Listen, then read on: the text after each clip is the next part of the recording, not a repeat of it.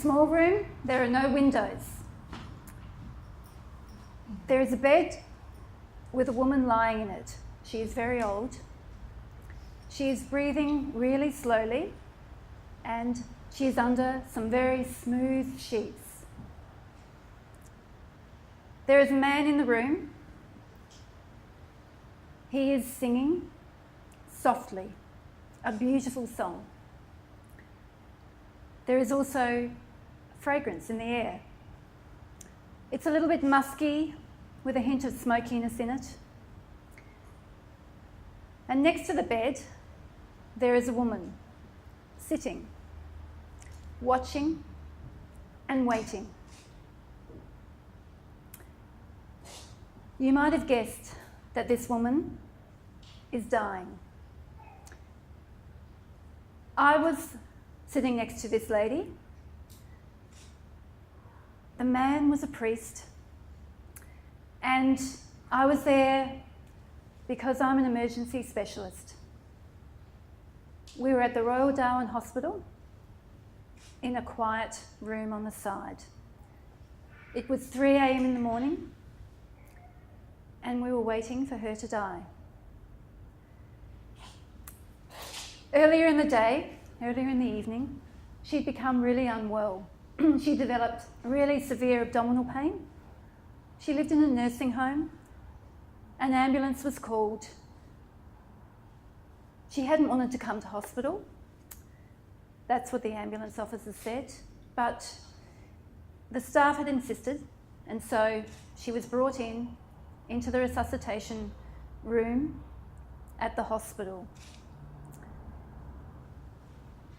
Because she had an emergency, she was an emergency, she had lots of pain, she had needles put into her arm, antibiotics were given, fluids were given, oxygen was applied, scans were ordered, doctors, like surgeons and intensive care doctors, were consulted.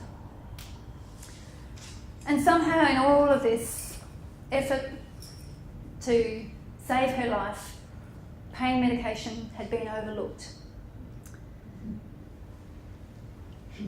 I was at home, asleep, on call that night, when Aaron, the emergency nurse in the room, rang me and asked me to come in to help with the situation.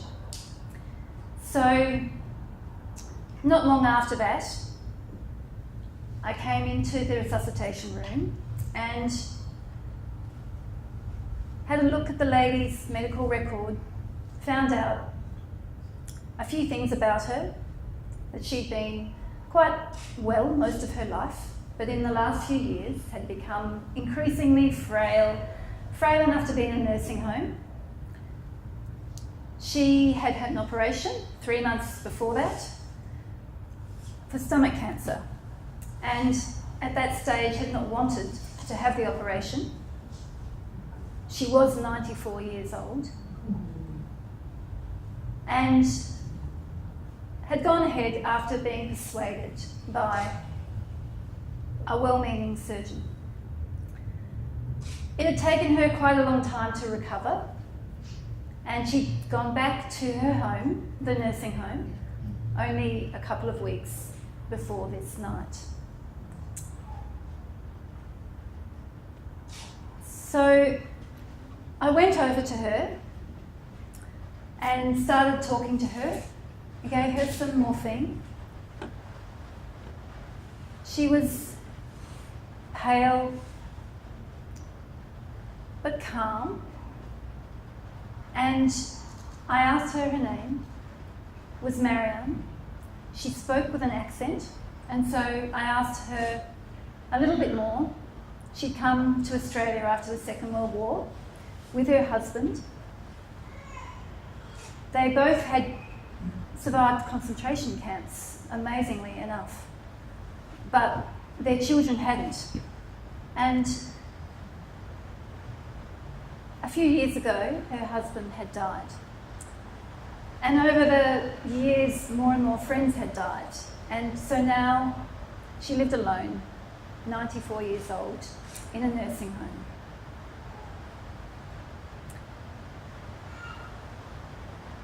both she and I think some of the nurses, knew that this lady was dying, that she could not and would not survive the procedures that were planned for her.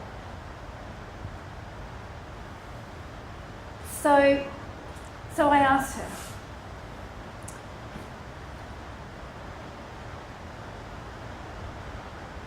are you ready to die? Are you at peace with death?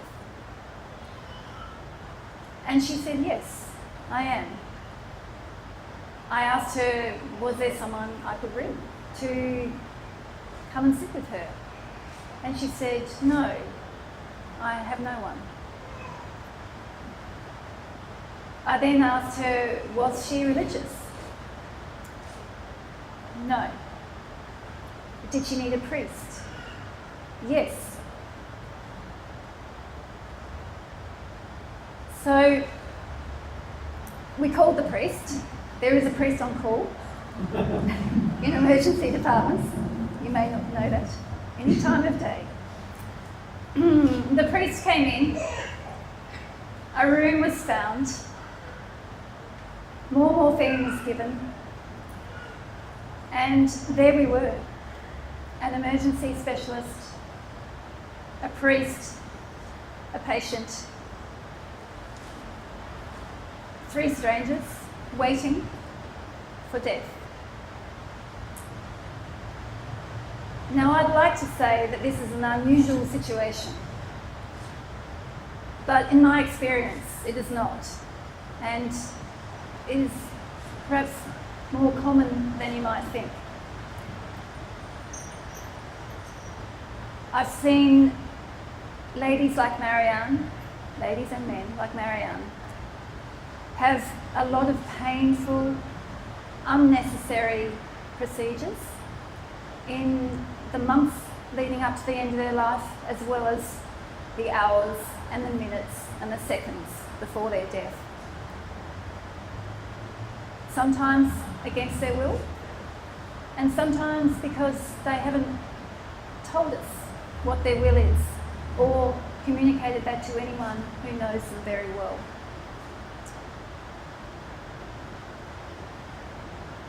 It wasn't always like this though.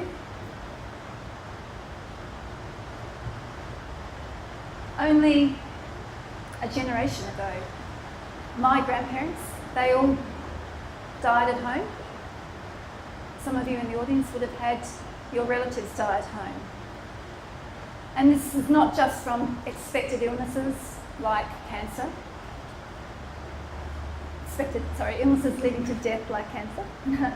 My grandmother, who had lots of illnesses, but nothing that was going to kill her, apparently, became unwell very suddenly at night, one night. And my grandfather, he didn't panic. He didn't call an ambulance. He knew that she had accepted that her life was going to end soon. She knew her fate.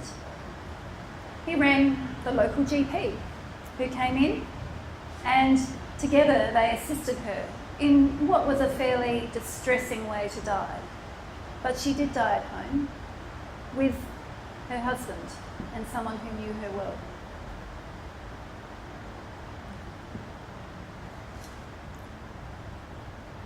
It's been my privilege to be a doctor, and especially in emergency medicine, where you are with people at very, very critical times of their life. Sometimes the sore finger might not seem like that to us, but it does to the people who come and see us. But especially those times when people are fearful, anxious, worried about their death, worried that they might die. It is a true privilege to be able to help those people. But sometimes people are going to die. And being with them in those last moments and being able to help them in that transition is also very, very powerful.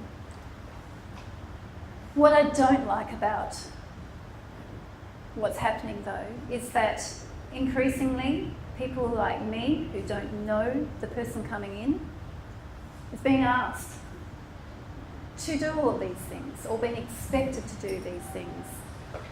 Things that people don't necessarily want, or we don't even know what they want, even when they're 94 years old. And so we continue to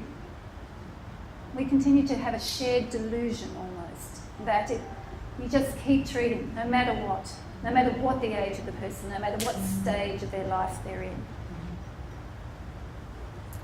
So, for me, having seen so much of this happen, it's changed the way I think about death.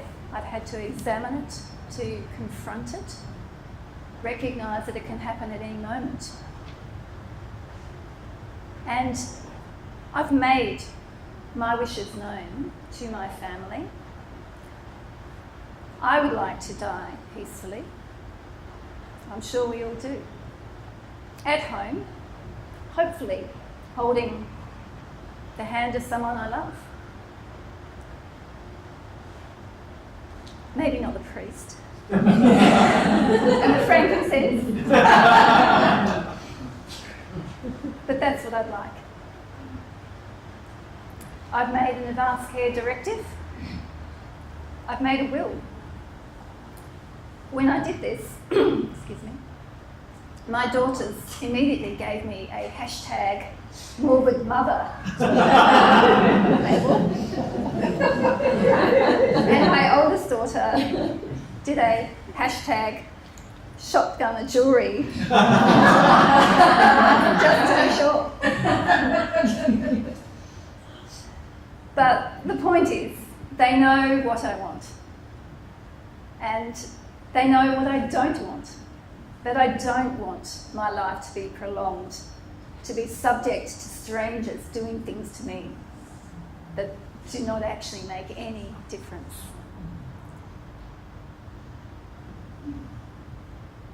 They know even what I want for my funeral, that I'd like to have songs played by two amazing Australian bands. Bury me deep in love, and I'm going to miss you. I have even told them what I'd like read out. It's from Oscar Wilde. Yes, death. Death must be so beautiful. To lie in the soft brown earth, with the grasses waving above one's head, and listen to silence. To have no yesterday and no tomorrow. To forget time, to forget life. Be at peace. You can help me. You can open for me the portals of death's house. For love is always with you, and love is stronger than death. Oscar Wilde, it was 34 when he died, but he was in a time when people could surrender to death, when death was seen in that way. How different it is now. If we can start to surrender to our fear, to open to love, to have the conversations beginning with ourselves, going on to people who are close to us, to the people that care for us, to people who are in the industry, such as the healthcare industry, to care for us, then I think we can not only improve the way we all die, but also stop people like Marianne having the kind of death she had. Even though at the moment of her death, we were giving her as much love as we could. So I'd like you to imagine, just for a minute, your own death. Maybe some of you already have. Where would you be? What sort of room would it be or where? Would it be outside? What would be the smells in the room? Who would be there with you? What would be happening? And how will the people around you know that this is what you want? Do they know that? And do the people beyond the people close to you know that, such as your doctor, all the other people that are in your life who might want to know?